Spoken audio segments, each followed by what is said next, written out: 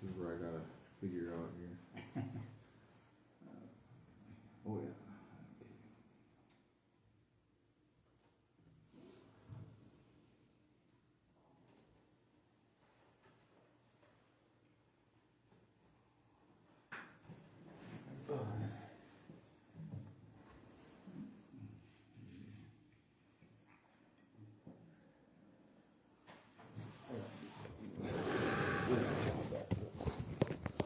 Flip this thing around. All right. Welcome everybody to our first show here with Mad About Recovery. My friend here, Dillon. Thanks for having me, man. Yeah, thank you for coming, man. So, let's tell us a little bit about yourself, man. Where are you from? Where you at? I'm Dillon, 32, Dillon SOLEM. I'm from the Williams County, Ray area. Been around here my whole life, and getting on a new track to a new life. That's what's happening right now. Okay, so what brought you to this point in your life right now? Right now, suffering. Suffering. You know, that's I found through pain and suffering is where you are made. Right. You know what I mean? Because if everybody was easy on me, man, like I wouldn't have grown. And through that shameful feeling and stuff that constantly, time after time, I mean that eats at your soul. You know. Oh, it definitely does. Definitely. Something's got to be done. You know, and nobody tells you that when you're young. You know that how important that spiritual vision is. You know, you don't think it like that, but you go through some of the things we go through. Yeah. You see it, you know. Yeah, and it definitely is. It's definitely a huge. The spiritual part is something unbelievable. I mean, if people ain't believing in it, they need to read about it. Either whatever way you guys are doing it, really look into finding your spirituality. It doesn't matter where you're coming from, Catholic, Christian, Muslim, Jewish, whatever it is, Native American. There's always peace in finding that, and that's that point you have to find. You will, and you search for it, you will find it. Yeah, you know that's the thing. If you're not searching, it's not coming to you. No, you look for it, it's right there. You know. Yeah, and if you allow it, you really gotta allow it to be there. So where did we meet? We met in Minot Jail. You were my cellie. Yep. Williston Jail. Williston Jail. We were both running amok, man. We were in bad shape. Yeah, we were making bad decisions and whatnot. So transferred over to Minot together. Yep. In a little van. Took a little trip. Yeah, cellies, man. And how long ago was that? Oh shoot, that had been 12 years ago now. Is it? Wow. 12 years ago. 12 years of understanding. During that whole time, it's been a long process for me and you both. So shortly after that, what happened to you? After I got out of jail? After you got out of jail? Yeah, after I got out of jail, I was still in the mindset of not really getting better. You know what I mean? It just wasn't a good place, and I ended up going through a bit of a mishap with an ex-girlfriend, and when we were on a trip to go to Williston, and we took out air duster. I brought the air duster. Okay. But the driver hit it, and he fell out. We were going 80, and we hit approach. We came straight down. I went through the windshield, and I snapped my back in 5 places, and my shoulder. I have a bar right here with 6 screws going into it. And then, that's another thing, because after that, it's like, man, what does it take for you to quit? Right. What is it? I didn't even quit after that, man. I wasn't scared to death. Right. I was. Now that I'm seeing life in a different way, I don't want it. I don't want that death like I did. You know what I mean? Yep. Was it the drugs or was it my mindset? I don't know. It's probably, in all reality, it's probably a little bit of both. Because your drugs changes your mindset, right? Well, absolutely. You're, in a sense, it's possession. I mean, you alter your state of mind. You're not you. So yeah, you're definitely not. So after the accident, you were laid up for 9 months. 9 months, yeah. 9 months, man. Broken back, shoulder injury, I had to learn a lot of physical therapy, man, a lot of pain. And you know, when you go through something that extreme, what do they put you on? Painkillers, you know? There you go. So there was another, like, you know, it was just feeding what... Feeding the monster. It was, you know, and they knew, you know, but the pain you go through, I mean, there's no other choice. Right. You know, Yep.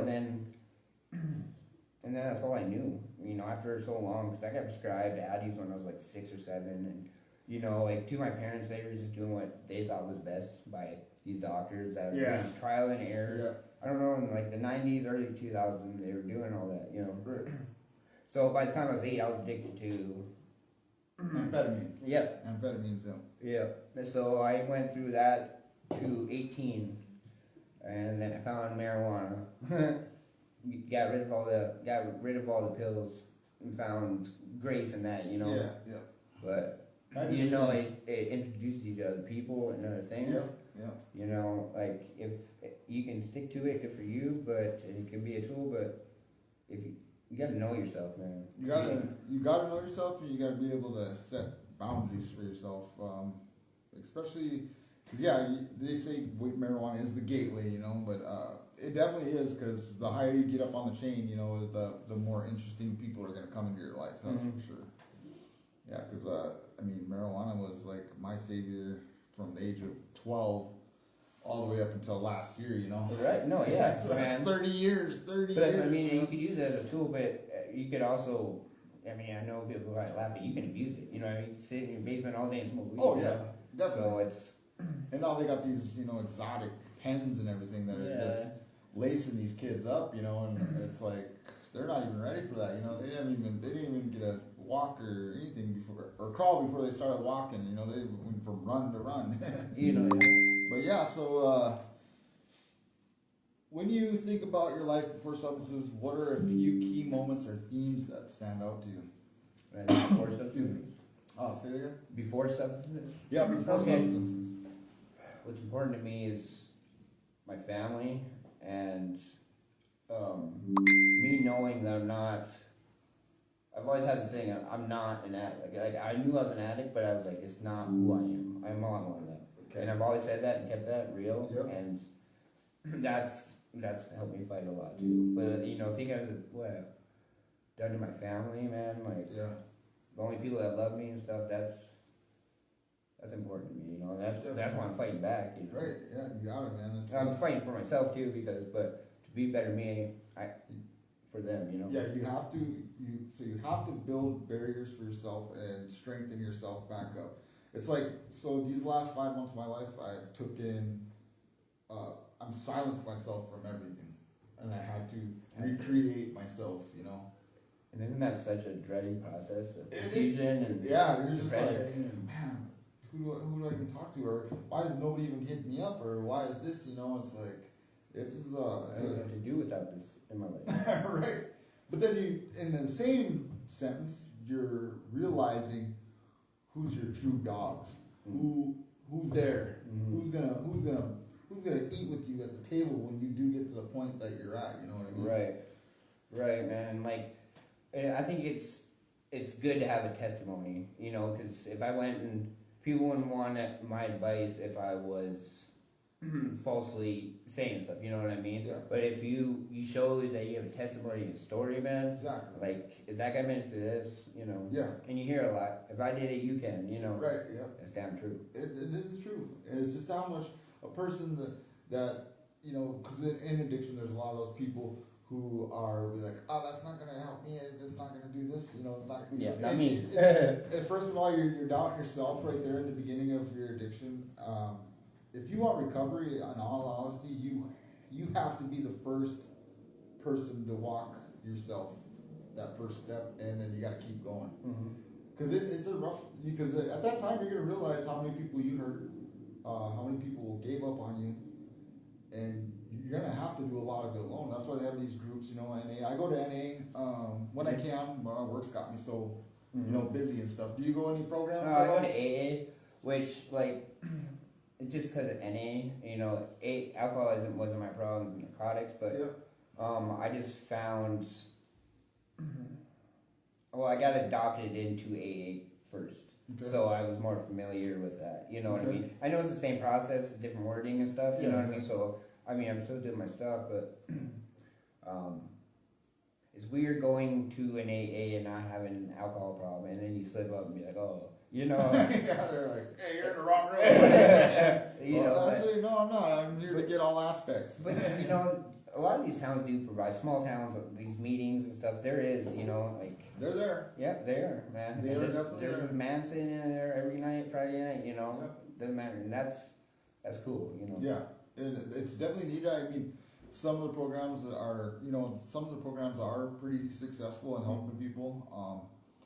And a lot of it's Bible based, no dog talking on that or whatever. Do what you got to do. But what are other therapies you found in your recovery? Well, I've tried everything. I did therapies and stuff. I got PTSD and all that, but really, the medication and all this stuff, like I just won't do it anymore. You know, it's like I have to learn to be okay with myself. Yeah. Because all my life is like I'm allergic to my body unless I'm intoxicated. Right. Okay. I got to be able to have the mind and power to be okay. You know. Yeah. Yeah. Build some resistance. Yeah. And it's hard to do that when you're on like prescribed and all that. Yeah, like even it's depression or anything, you're still taking something or something. You know? Yeah. It And it's makes blocking all your dopamine. And Yeah. everything you need in a positive. It puts you in a state that you're not even wanting to be in, and then when you get in that state, it seems like when people are on those drugs, they tend more likely than not to go to a next level. Oh yeah, because it's like it's giving you okay. The doctor gave you okay to make Yeah. me feel different. Yep. I can do this. You know? Right. Yep. That's not. It's You not, know, not you healthy. need. It isn't, and it might work for some people, but no. You have to get your body back to who you are Yeah. without anything. Yep. So yeah, I got the app. That's what I'm building right now. This community, and that's what our focus is on. Is a different type of therapy with music, art, and healing processes and everything. So what are you doing right now in Oklahoma? I got into going into MMA. Yeah, I've always kind of been fighting my whole life. I'm gonna put some gloves on. Yeah, sock people for free. Yeah, everybody told me with all my injuries and stuff I couldn't do it. And I got told that I wouldn't be able to do walk. You know what I mean? Right. It was pretty it was gnarly. You sent me the pictures, man, and it was I was praying for you, brother. Yeah, it was a life or death situation. Yeah, man. But man, I've taken the most amount of pain my body can take, so I'm not worried about that anymore. Right. Like pain has been my substitute. But I'm doing it in a good way. I'm working out my body. And that's huge. And when your brain starts healing your body, your nervous system, your brain system, your body gives you so much more power. Yeah, especially when you work out, man. It's like they give, it's like a free pharmacy. Like the chemicals that you need will go run. You know what I mean? Yeah, or exactly. go swim or something. Yeah. They'll start finding their way through, and then you start seeing the change. And when you start seeing the change, proof. It's goddamn right. It is proof. It is fucking proof. And then when you start looking good, you're like, oh damn, people are even saying, new addiction, right? What are you doing? You look 10 years younger. Oh yeah, it's because I took 3 this. days, bro. Fuck yeah, 3 days. Man. Putting it in. So like. So I've had to keep myself distracted. You know what I mean? And before all this, sports was the only thing I had. I was good at. You know what I mean? And after the accident, I lost everything. I couldn't do anything. Yeah. Ain't nobody gonna tell me no. Right? Hell no. That's where I'm at right now in my life. Is like I'm tired of people, who took advantage of me at my lowest points, or like so much pain is been through these years. And when I realized that if I just put the shit behind me and focus on me for a while, just find the beast inside of you, it's a whole nother life, isn't it? It's a whole nother opportunity. So. With your MMA training, you got any fights yet? No, I don't got any fights. I've been doing it for about 6 months now, and we've been talking about fights. I don't know. It's going to be like an amateur fight that I go into. It's going to be like has like shin guards. Yeah, shin guards. No, not headgear. Oh, you're gonna do just shin guard and knee gloves, gloves, yeah. gloves. Okay. But I'm gonna do like an amateur fight and see where I stand because I've you can't just go in there thinking you're on. You know, you can. I want to go in there and make sure I'm able to do things I need to do. Yeah, I've done my time in the ring a few times. So, yeah. So it was when I was younger, I was an animal. So and some people just got it, Yeah. And then I was just, when I was a drunk, I was an alcoholic for 15 years, man. I was drinking. Me and a few of my friends that are probably watching now. We remember all them drinks. Hey, I bet you. But yeah, it was fighting was my thing because I had a lot of anger, Mm-hmm. And it was like, what the hell? It was anger or grief. It was all of it. So I grew up without parents, my entire life. I was about 12 years old when my mom kind of dipped out of the picture. My dad was never there. I just met him last year, and I haven't even met him in person yet, but...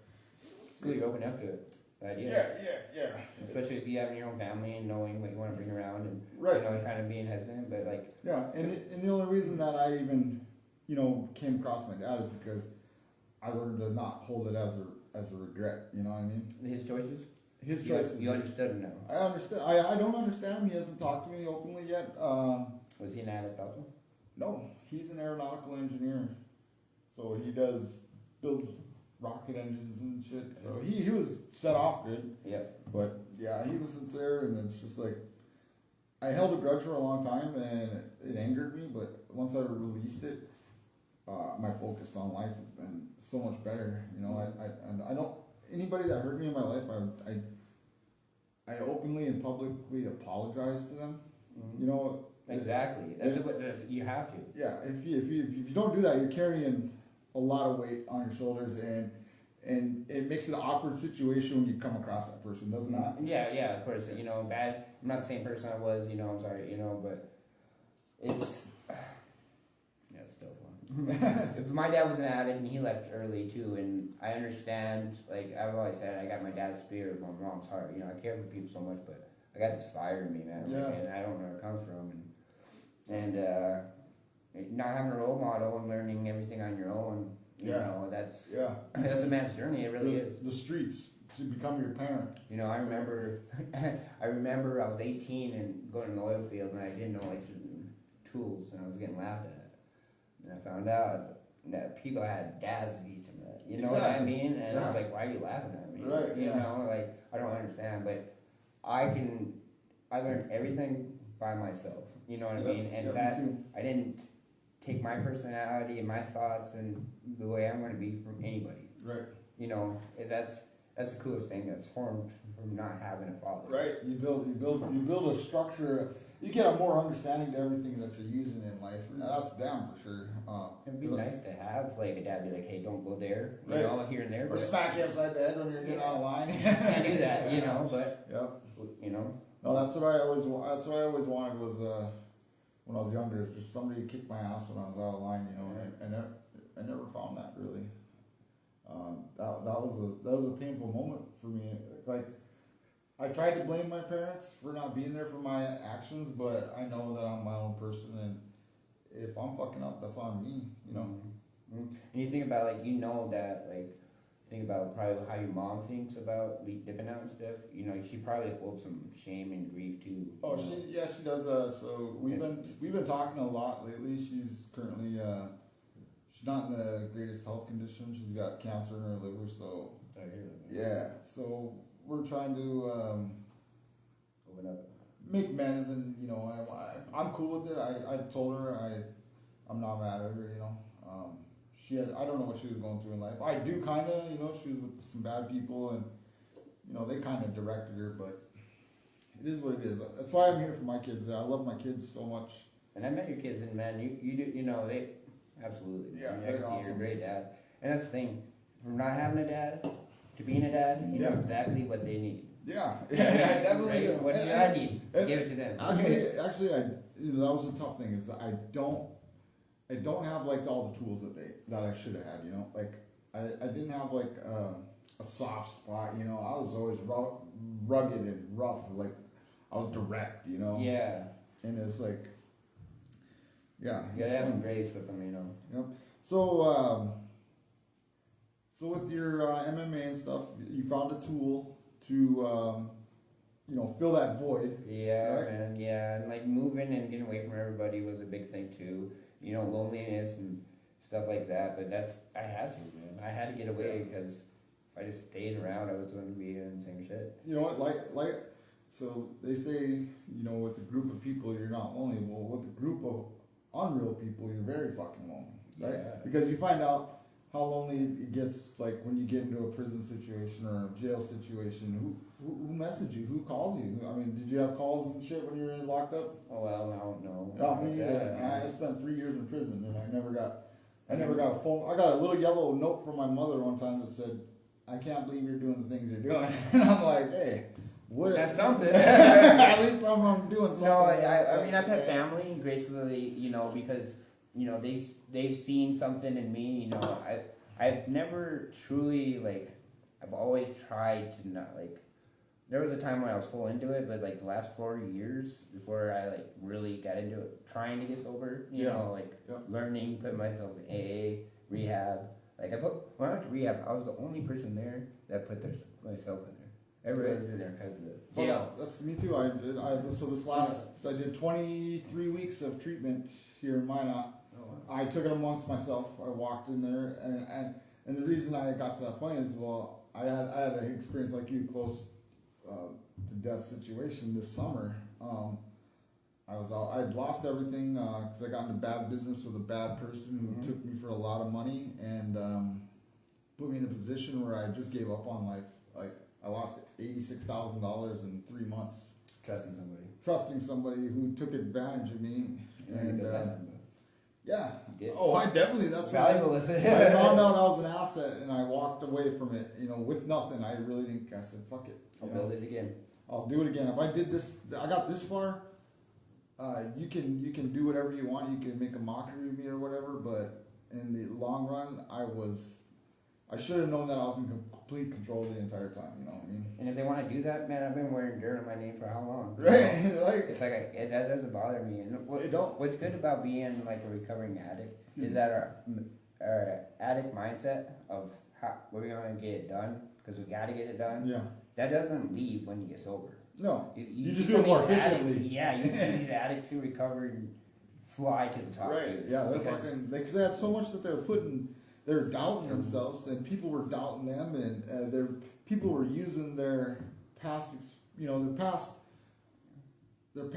instances in life where they made bad decisions. Which, like anybody watching, if you are out there to giving people a hard time in life because of their past, don't forget about who they were before you knew them during that time of addiction, because people are real as shit, man, and people love people. And the only way we could get through this stuff, through addiction, is don't stop loving them. Just be there. You never know what's going to happen in their life or their time. And you never know how much they need somebody just to say, hey, you're doing it. I'm proud of you. Absolutely. So how did you first reach out for help? Or did you reach out for help? Or you just went to the whole, excuse me one time.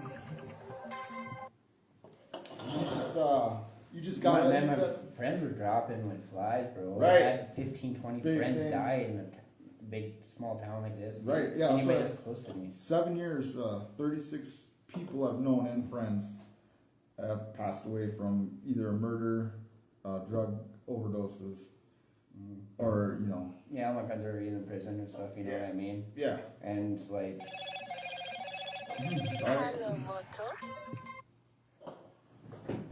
But yeah, what you're saying earlier about like giving these addicts love and stuff, like you need to understand that you don't know what your kid in the future is going to do, and that person you're making fun of now might be the person helping your kid. Yeah, and it's the only person that can help your kid. Yeah.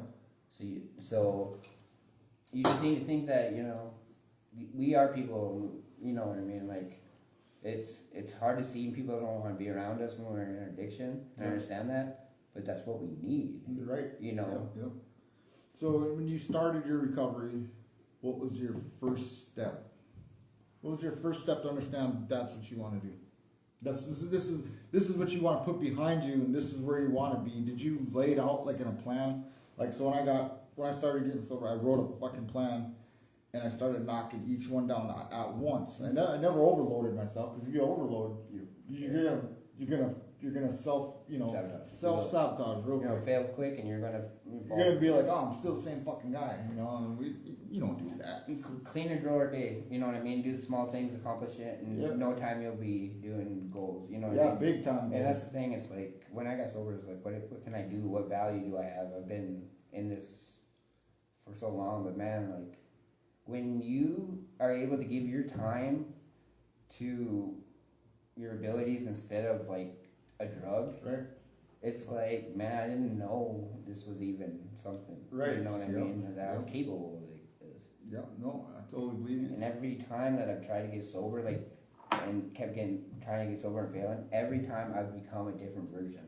Right. And I'd be building. All those relapses that I had built me to my longer one. You know what I mean? Right. If they say relapses are part of the recovery, some people. Oh, it definitely is. But you gotta want it, man. You're not gonna. You definitely have to want it, but you're not gonna. So, the world gives you lessons in life, right? Yes. They give you lessons, and they're not gonna let you get to the top of the podium until you understand through all your mistakes that's what it's gonna take to get here. Mm-hmm. And because God won't walk you through what He won't. He won't put you through what He won't walk you through. You know what I mean? Yeah. DMX said it. And it's crazy because like I grew up in I grew up in Wild Rose. Like I had a Lutheran pastor. I used to watch me as like a kid. So like 3 or 4 years old, right? Yep. But also I was getting watched by drug addicts too. Oh, you know what I mean? Yeah. So like the whole God thing wasn't ever around. I found God through like me and God's relationship. My God, who I have a relationship with, is so tight because it's only based on experiences. Right. Every time that I was low, I felt Him, and then when I called for Him, He was there. Right. And like everybody's like, well, you know the Bible. It's like I know God, I know Him. I talk to Him on a and that helps so much. Yeah. Bringing God into my life and then talking to Him. Yep. It's like. God, He has the answers if you listen. And it's look around, the signs will be there. They definitely are. So whenever I got sober, I started going to sorry people. I started going to church. My first day with my boy Greg Anderson. Love you, brother, if you're watching. We got done with church. I went to Senex, right? Okay. I bought something for I think it was $1. It ended up being like $1.44 or something like that. And I get up to the thing, and the kid says $1.44, and he looks up to me. He's like, "Do you know God walked through the desert for you for 44 days?" And I was like, "Goosebumps, bro." Yeah. Like, hey, thanks. I needed that, brother. Honest to God, I really needed that. And so that was an eye opener. Like, okay. Mm-hmm. All right, I hear you, big dog up there. I hear you. Yes. Yeah. And he set me on this path that. And like some people with the meetings are like, I'm not too much with the God meeting or the religious. Right. Well, it doesn't have to be religious. You know what I mean? But I do have one little problem with it. They said a higher power of your understanding. You could be anything. Yeah. I don't think that's true because when you're low, you need something real. You can't hold on to a doorknob when you're falling. You know what I mean? I can't put all my faith in doorknob. No, you're definitely right. I need something real, and if you search for it, you'll get it. Yeah, And they say the process is what outlines that for you. Mm-hmm. The accomplishment, whether they're small or big, that's how it defines itself to you. And you know what I'm saying? Yeah, absolutely. Yeah. Yes, it does. Yeah. So on to the next question here. What are a few daily or weekly practices that keep you grounded and less likely to return to using? Like, what's your routines, your people? I work out 3 days a week, or 4, I guess, because I spar on Sundays. So that keeps me pretty busy. I got working. I got the old lady, and I got dogs and stuff. So I mean, responsibility, new home. You know what I mean. So that's been a very, grateful thing. And very blessed to have the opportunity. Right. right out of getting, Right. recovery. Yeah. It showed me that my choices could change my life so fast. Fast, dude. Like literally within like 3 weeks, my life evolved into Something you never something thought- different. yeah, Yeah, something you man. never expected on. Opportunity and chances, Yeah, they really starting to show. That's like me too, man. I really appreciate the opportunities that are coming towards me. Like, so I got the app up and going. I designed that with the help, with some input and some computer, stuff. And I got the book coming out next week. Look for it on Amazon Kindle. Yeah, go get yourself a book. And go get yourself a book. It's actually it's a really interesting book. What do you dive into with the book? So it's called it's Mad About Recovery. Unlocking the beast inside of you. So what it is it's a whole it's a workbook book. So there's the whole thing you're reading, and there's snippets of motivational quotes and understandings, and then you have to write letters out to yourself and post date them. So you drop them off, and then you get them a year later to That's cool. see where you're at. A letter to yourself, to people that you think you harmed, and you want to get, close that gap between each other. It's a lot about facing all the weight on you. Yeah, I mean, you have to. Yeah. You have to. Yeah, And yeah. like that 12-step program, I mean, that's so, it was so good how you did that, Yeah. How could somebody figure that out, by just being a doctor and be like, all right, Right. try getting you better, Yeah, I mean it was the 12-step program. Never done it. The only program I ever did was I went to a few rehabs. Not inpatients or anything, just outpatient class. But because I was always I have to connect with somebody that's real. Yeah. That's like our pastor down here at the church. He's been shot and stabbed. He's doing crazy shit. And I relate to that. You know what I mean? I'm like, damn, that sounds just like me. Me too now, you know what I mean? Like, I can be that. Yep. It's important. Yep. So here's a question. When cravings or triggers or tough emotions show up, what are your go-to tools to block that desire? That want. Hard, man. That's a hard question because Yeah, cravings can be consistent Oh, for a yeah. very long time. You get that fucking gut feeling, that mouth starts watering, your lungs start feeling like they're burning. Yeah, it's just, and you just gotta remind yourself that your body wants something Yeah. you don't want it. So do you get up and do something to change that right away? Don't give yourself time. I'd like to say I do, but usually I'll assess what's going on with my body, Yep. and then I'll have to readdress why it's going and what my plan is for this. You know what I mean? Like it's a daily. It's not even once a day. It's got to be over 90 times a day where I have to tell myself no. You know, and I no longer getting with recovery the best it is, but it's always going to be there. Right. This shadow's going to walk with me. Yeah. And so it's just me knowing that I want to be somebody. I want to, you know what I mean? Yep. That's really what it is. It's You got it. and exercising, dude. Like that's one thing. Like that runner's high, that exercising, man. You feel so good after it. Oh, yeah. That get your pumps in the morning, you'll be good for the day. Oh yeah. Yeah, I mean, really. Oh, definitely. You feel like an animal. Like you got all that energy out of you. Yeah. Because we're all bundled up. You know what I mean? Right. Yep. And we have a lot more strength and power than people give themselves for. That's for sure. Yeah. So another thing. Okay, so looking back, what do you wish people to understand better about addiction that they usually get wrong?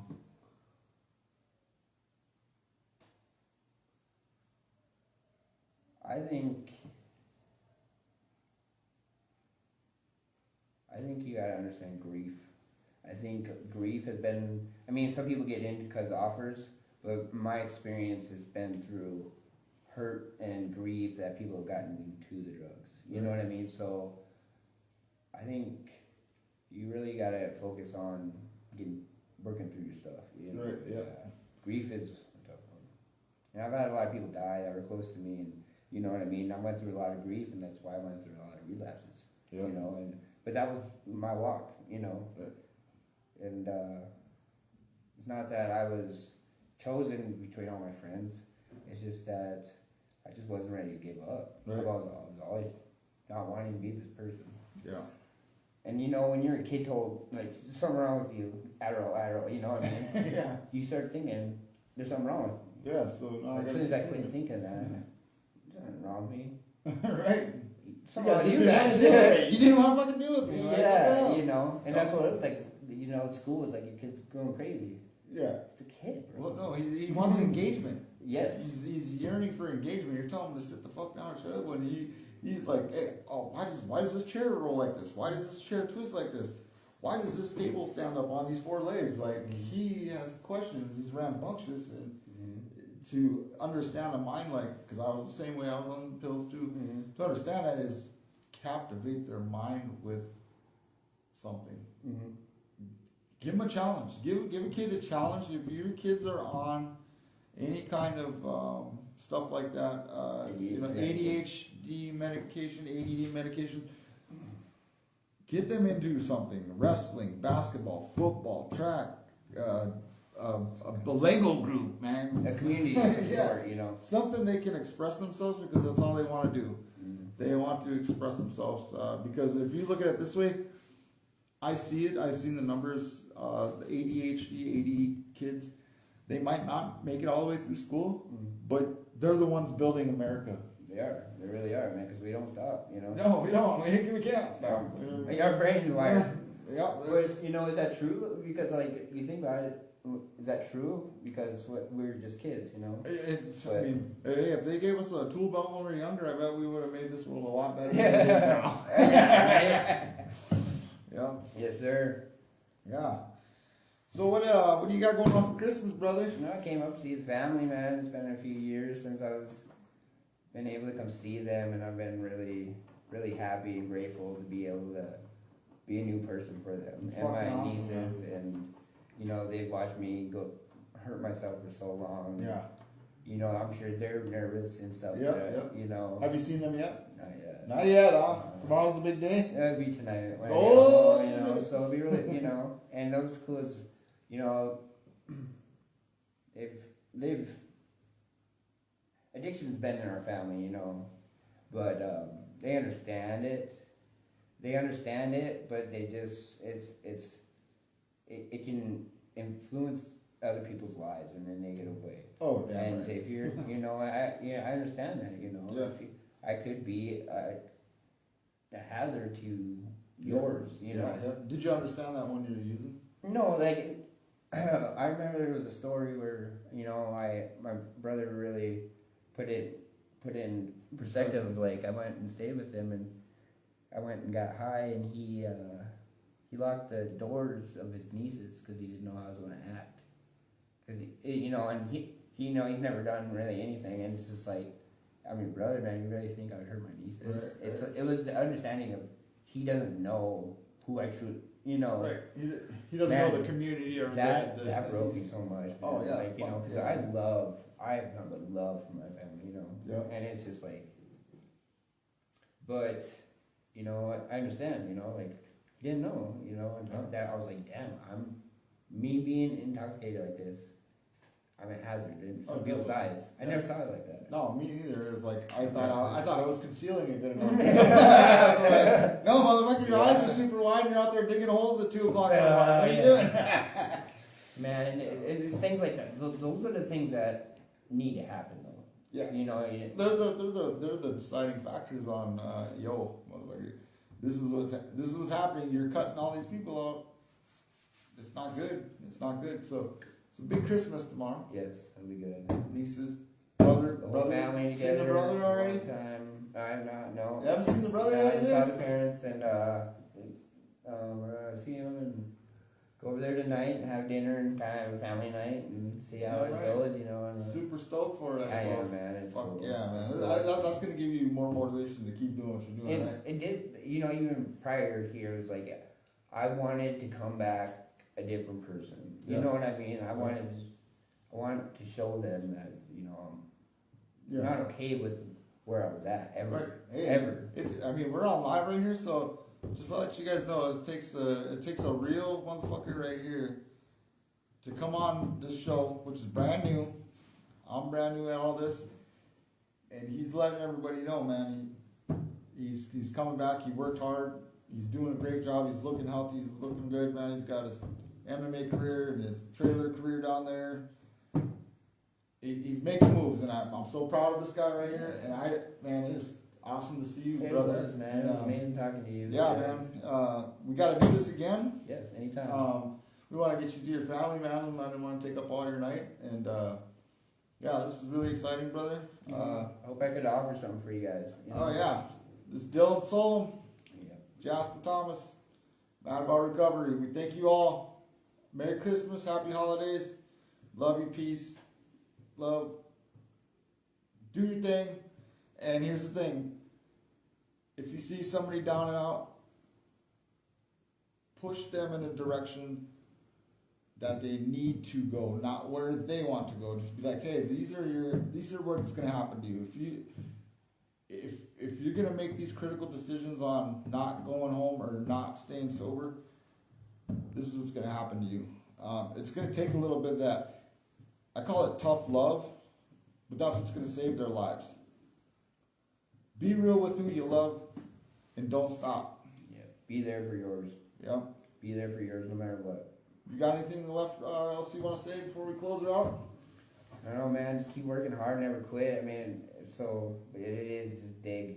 It's never over. It's never over. Never over.